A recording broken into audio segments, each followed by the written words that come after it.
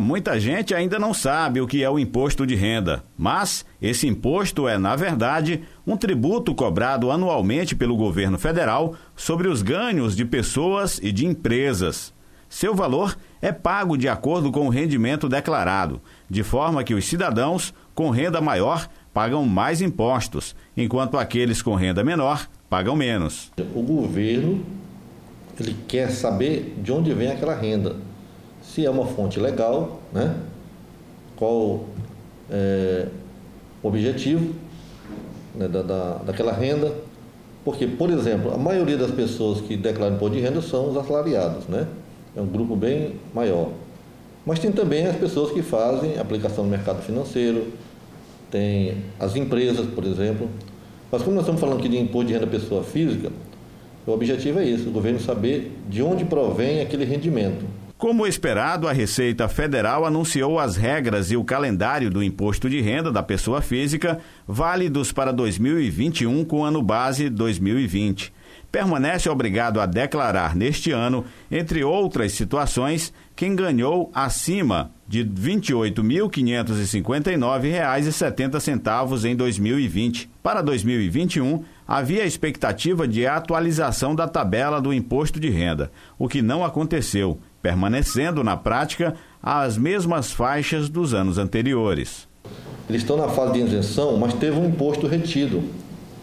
Por exemplo, o mês em que coincidiu de ter férias e 13º, então acumulou a renda, ali incidiu o imposto de renda. E acontece isso, a pessoa, tipo assim, tem 200, 300, 500 reais para restituir, ele não declara, porque ele não está obrigado, esse dinheiro fica lá na Receita Federal. Enquanto que a pessoa, se declarasse, ele pegaria de volta, porque ele está na tabela de isenção.